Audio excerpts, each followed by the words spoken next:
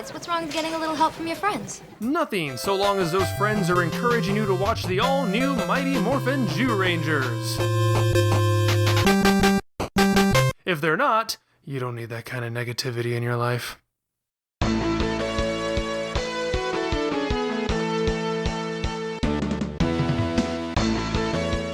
Just as the Zyurangers, or at least Dawn, think the pressure's off and they can finally settle into their lives in the modern world and creepily hit on girls, Bandora sends down a new monster, Dora Sphinx.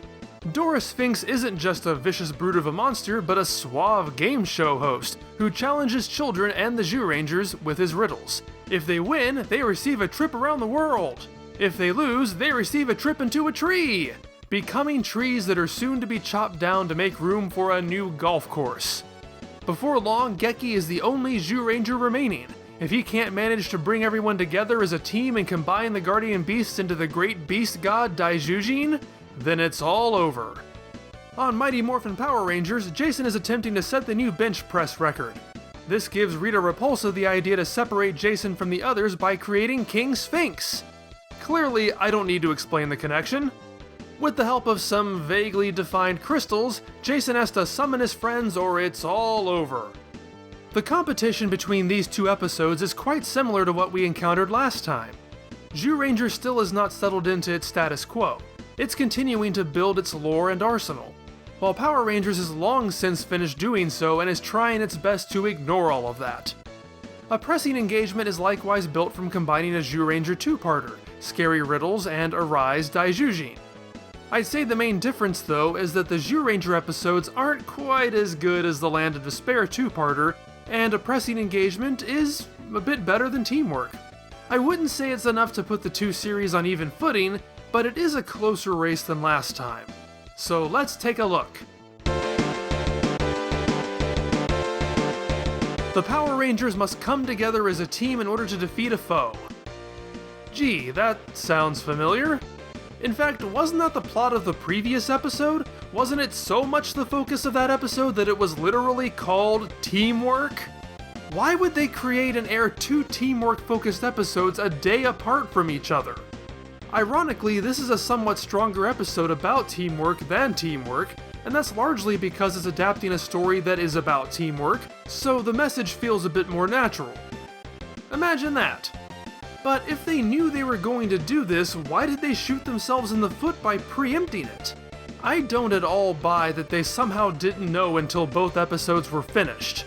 Even if they somehow had no knowledge of the year-and-a-half-old Zyuranger plots they were adapting, wasn't there a head writer? Someone who assigned scripts? Someone whose job it was to not break two identical stories back-to-back? Oh well, I'm sure the answer is, as it probably always is, who cares, kids are stupid anyway.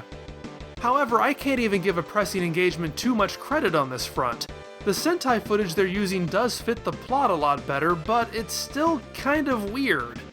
Rita's motivation for separating Jason is because, after he fails to set the bench press record, she determines he's not as tough on his own. I guess that's technically true, but it seems that even when Power Rangers writes an episode that thematically corresponds to the footage they're using, they have to go out of their way to undermine it. Why does Jason keep failing to set the bench press record? Is it because he can't do things by himself? No, it's because his friends suck. Ernie loses count, Kimberly and Zach distract him. Besides, what's wrong with getting a little help from your friends? Nothing, unless you're trying to break the bench press record. It's kinda hard to argue with that. Jason would have set the record before the first commercial break if he'd had more reliable friends. Jason even manages to fend off Bulk's bullying entirely by himself. His friends are, at best, unnecessary and at worst, actively hindering him. You'd think Rita would take the opposite lesson from viewing this and make sure Jason is never alone until he finally snaps and kills them all. Zyuranger's message of teamwork in relation to Geki is his role as the leader, and how he is failing to measure up to that standard. Or at least it's supposed to be? Zyuranger doesn't undermine its own message, but it is a problem that feels more informed than shown. I can forgive it for not having any build-up prior to this. It's episodic television, whatever. But even within this episode, it feels rather out of nowhere. It needed to be built up more. Only Mei and Don ever directly disobey him, Boy is barely in this, and Goshi continues to be the perfect little follower. At first, it simply seems like Don is being Don. I suppose Mei moving from studious supporter to screw you, I'm doing this my way is an example of progression, if a bit sudden, but I think it needed more of that. Geki's order to run away from the riddle is pretty stupid, and Don's idea to purposely answer a riddle wrong does help the remaining three figure out where the victims are going, despite Geki being against it. So when the Guardian Beasts do punish Geki, are they saying that Don is wrong for running off on his own and that Geki is wrong for failing to maintain order by stopping him?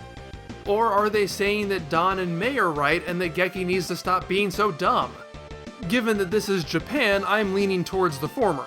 But if Geki was supposed to stop Don, maybe the Guardian Beast shouldn't keep putting Geki into orgasm comas. Kinda hard for him to maintain order and command respect if he's constantly unconscious. And making that face. Oh? I didn't mention that? Yeah, Geki's been having recurring dreams that he's wandering a wasteland, and eventually it is revealed that the Guardian Beasts are doing this in order to impress upon him the importance of keeping the team together. But like I said, they throw him into one of these as he's attempting to stop Don from running off on his own. So if the message is that Geki is failing to maintain order within his group, I don't know, maybe stop undermining his ability to do that. You know, you'd be a much better shot if your trigger finger wasn't broken. Yeah, thanks for teaching me that lesson, Guardian Beasts, but maybe it'd be more helpful if you'd stop breaking my finger. This culminates at the end of the first episode when the Tyrannosaurus rejects Geki during his battle with Dora Sphinx and inserts him into his dream. Geki realizes this is a post-apocalyptic world when he finds the ruins of Tokyo Tower because this is Japan and it's always Tokyo Tower, even to someone who is brand new to modern-day Japan.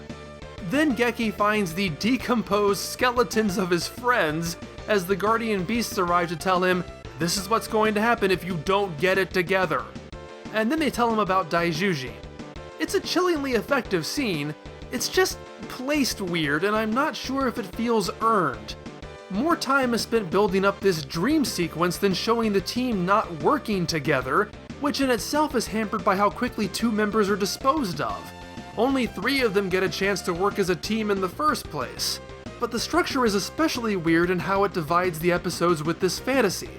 Power Rangers is able to seamlessly combine these two completely separate encounters into one fight because very little it cuts out changes anything.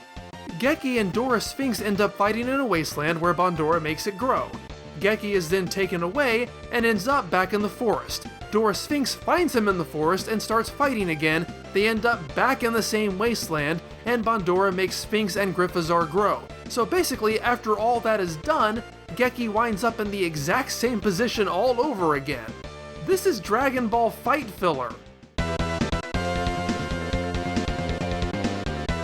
Over 6 episodes, Zyuranger is told 3 stories. There is a common thread you might have noticed in them. 2 child astronauts, suburban kid in a pit, children being trapped in trees. Children in danger serve as the main motivation in this series. As will become more apparent as the storyline continues, the Zyurangers are a friendly neighborhood watch group, hanging out at playgrounds, befriending children who very quickly fall prey to Bandora's latest scheme. The Power Rangers hang out at a youth center. The Zyurangers are the youth center. They're the excitable camp counselors who form human pyramids and pilot giant robots, and parents never really question this. It's all part of the fairy tale atmosphere that pervades this show, an atmosphere that Mighty Morphin Power Rangers does not try to emulate. Not that there aren't any plots in MMPR that focus on a child guest star, but they're much less frequent, and none have appeared up till now. Given that Mighty Morphin Power Rangers establishes a superhero secret identity pact that Zyuranger does not have, putting them in the same role would be difficult. As far as the outside world is concerned, there are the teenagers, and there are the Power Rangers. In Zyuranger, there are the Zyurangers. That's it. The focus shifts from helping children to teenagers having to navigate their normal lives while juggling secret lives as superheroes. Both are perfectly valid story directions. This focus on children is reflected in the priorities of its villain. Remember that Bandora enters the series monologuing to the populace about how much she hates children and wants to inflict harm on them. She is a witch in a fairy tale. While Rita is created using Bandora footage, she completely lacks that same motivation. So while this footage in Mighty Morphin Power Rangers is dubbed to have Rita berate Finster for not yet having come up with a new monster, it serves a completely different purpose in Zyuranger. First of all, Dora Sphinx is actually present in the original scene, so I do find it amusing how it's edited into a new context where he doesn't even exist yet. This also immediately follows the villains dancing together over how many children they've imprisoned, and it's silly and wonderful, and I know it doesn't fit the tone Power Rangers was going for, and I know they wouldn't have been able to include it because it features the monster's human form that doesn't exist in Power Rangers, but still! Power Rangers is somehow lesser for not including this. This will not be the only time Bandora engages in random musical numbers with her henchmen, and it is by far the most endearing aspect of her character. I'll go ahead and say it that we as Americans are diminished as people for not having seen this as children. There, I said it, I don't care, it's true. But I digress. In the original scene, Bandora fills in tiny bits of her backstory and motivation, admitting that she has basically made a deal with the devil to torment children. When Pleprecon asks why she hates children so much, she refuses to answer. Foreshadowing? So it is something of a shame that a very vital piece of the villain's story is replaced with random banter. The only connection Rita has to children in a pressing engagement is this. It is imperative that you teleport to the children's theater in the park immediately. She has sent down a team of putties and an unknown monster in an attempt to gain control of the park. Oh no, not the children's theater, not the park. Whatever shall we do if Rita takes over this one park in this one city? This episode makes Rita seem less like a dangerous planet conqueror than she does the organizer of a slightly too rowdy Renaissance fair. It's pretty obvious that in terms of raw power, King Sphinx is much less effective than Dora Sphinx. When Dora Sphinx flaps his wings, comical wirework spirits you off into a tree where you're imprisoned.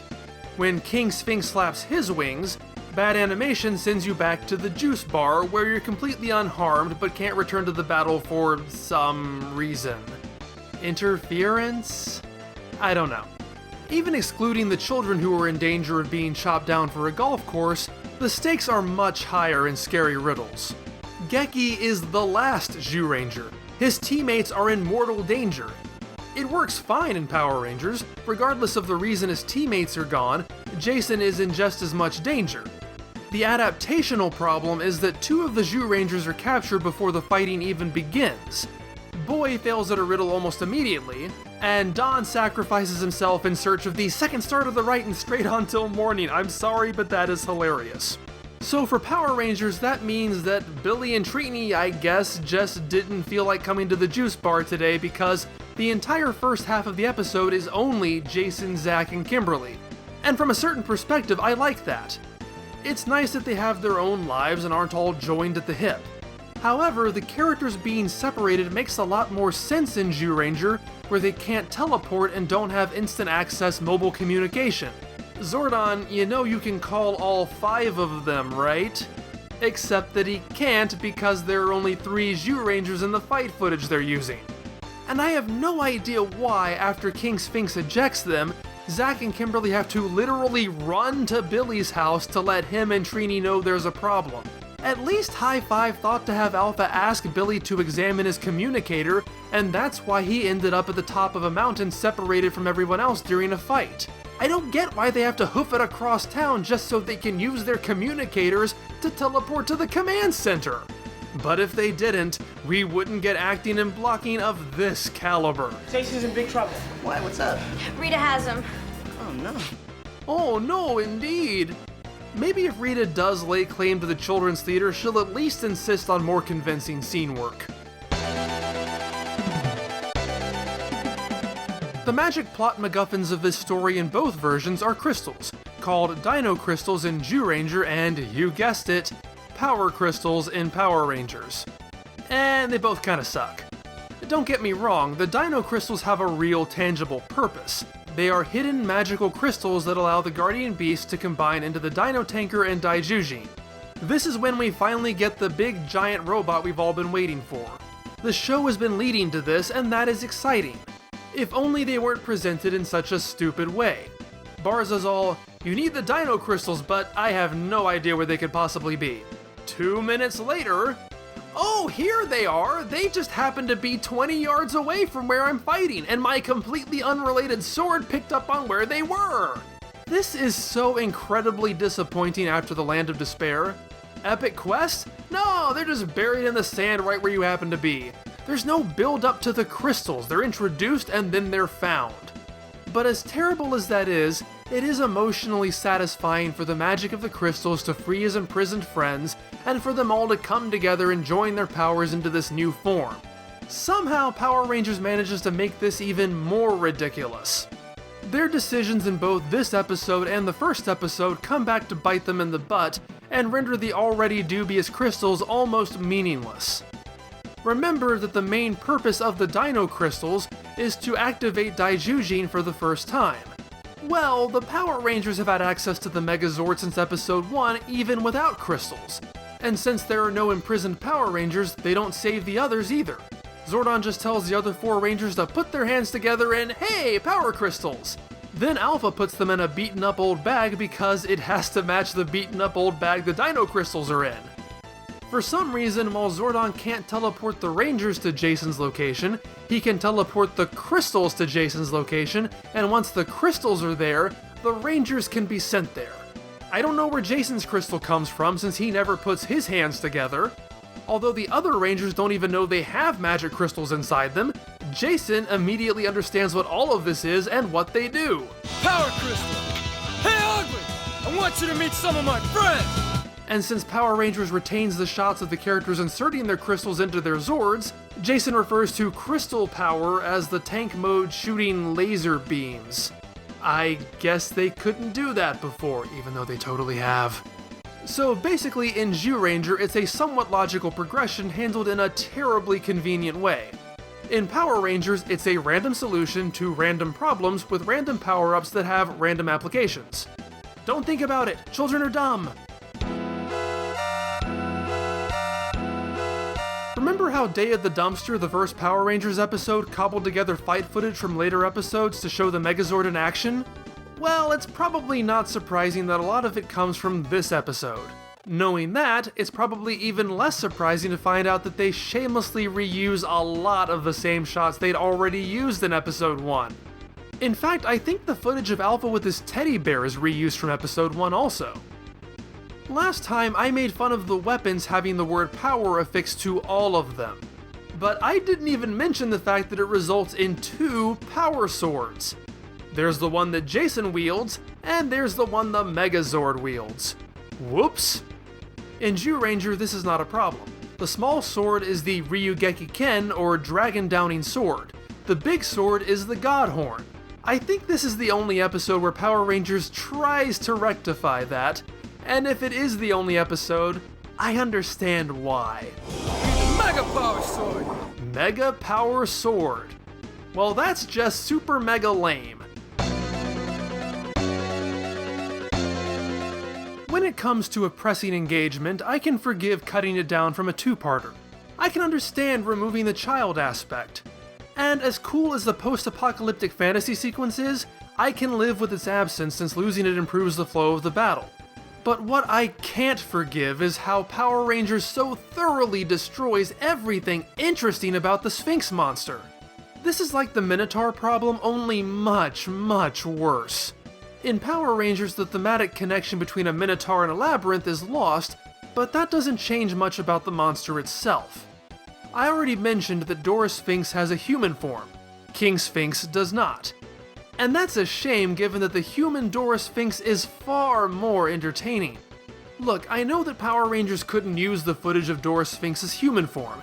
Even if they felt comfortable dubbing him, the riddles he tells are largely Japanese wordplay demonstrated with Japanese flashcards. I know this was tough in these early days. They had to work with the footage they could use and they probably didn't have access to the Sphinx costume. But that's what's so frustrating about this because this would have been easy to adapt. You don't even need the monster costume in this case. I refuse to believe that Saban, even at their cheapest and least experienced, couldn't put an American guy in a suit and a headdress, film some easy reverse angles at Vasquez Rocks, and have him tell some English-based riddles. Come on, this was practically gift-wrapped. Why is this such a problem? Well, because not only does the human Dora Sphinx have all the personality, only the human Dora Sphinx asks riddles. That's right! The monster is a Sphinx and never asks a riddle! Taking away the human form reduces the most fun and interesting villain the series has produced up until now to a generic thug. Aside from his visual design, he might as well be a giant putty patroller. His only unique ability is using his wings, which he can activate at any time, not just when someone fails to answer a riddle. So any winged monster could do that. Beyond that, he punches things, he gets punched, the Megazord hits it with a sword. In other words, it's exactly how most of these fights will go, both in MMPR and Zyuranger. In fact, the Zyurangers hit Dora Sphinx with a sword as well, so on the surface, it seems similar. But the ending to this fight is actually relatively unique. It depends entirely on Dora Sphinx's gimmick and brings the thematic conflict to its natural resolution. Dora Sphinx interrupts the fight to trap the Zyurangers in an unending riddle competition. And the fact that he commands Gryffazar to lie down and wait for him to finish is awesome and hilarious. Once again, we're somehow lesser humans for Power Rangers having cut this out. But since Dora Sphinx challenges Daijujin, that means he challenges all 5 of the Zyurangers at once. This completes their character journey. Dora Sphinx earlier makes fun of them for not being in sync with each other when they can't even transform in unison. But now they're putting their heads together and answering riddles that would have stumped them individually. In other words, they triumph by working together as a team. Eventually, Geki tricks Dora Sphinx into asking them to guess his weakness. When they fail and he smugly tells them the right answer, that it's the snake on his headdress, they kill him before he can blow Daijujin away. Yeah, it's stupid and simple and silly, but it works. It fits the story and the tone. Daijujin serves as more than a giant power-up. It represents the Zyurangers physically and mentally coming together as one. And it's a very satisfying way both to defeat an enemy who tells riddles and to wrap up a story that revolves around teamwork. By turning the monster into nothing more than a monster, Power Rangers sacrifices all of that. It might be fairly obvious again, but let's score these episodes, starting with story. In Scary Riddles, the Sphinx is more threatening and crafty, there's an actual evil plan beyond taking over the children's theater at the park, and the triumph is much more satisfying. It may not sound like it, but I do have a soft spot for oppressing engagement. When I was a kid, I actually tried transcribing this entire episode by hand. Yes, I was that kid. The bench pressing conundrum is funny and gives Jason something to work towards. The various bits of slapstick are well done. I never really thought about it before, but given how many times he has to start over, Jason bench presses that weight over 3,000 times in a single afternoon, on top of everything he does as a ranger. That sounds like a lot to me, but I don't even lift bra, so I don't know. Scary Riddles overstuffs itself with its villain plot, the team not working together, dream sequences Daijujin, and its disappointing Dino crystals. It fumbles the ball, but no matter how you look at it, Zyuranger does a better job. For characterization, both stories present a character-centric plotline for the first time. Unfortunately, both are hampered in their own ways. Is Geki a bad leader? Or are the others simply bad at answering riddles? How is Geki supposed to fix his problem if the Guardian Beasts keep giving him an orgasm? And yes, I am going to keep showing that as often as I can. From the other side, it really doesn't feel like Jason even has a character flaw. He is testing himself in a solo challenge, and his stupid friends keep messing everything up. Where's the lesson? I feel that Zyuranger's setup for this lesson is flawed, but boy does it hammer it in. You and your friends are dead. The world is over. Get it together. And they do get it together in a thematically cohesive way. Zyuranger wins. Finally, for action, this one is very different from the previous 3 episodes. There is no original action in Power Rangers unless you count Zack smacking into Kimberly's gum bomb. Everything else is Sentai footage. However, it's lacking a lot of the interesting locales and intelligence the Zyuranger action has. No riddles? No thank you. Zyuranger wins. I still say it's quite a bit closer than last time, but once again, Zyuranger manages a clean sweep of all 3 categories. Thanks for watching. Next time, both shows will have settled into their routines, so the playing field will be far more level. Will that result in more victories for Mighty Morphin Power Rangers? I guess we'll have to find out. If you want to see videos like this a week early, please consider donating to Patreon. See you next time!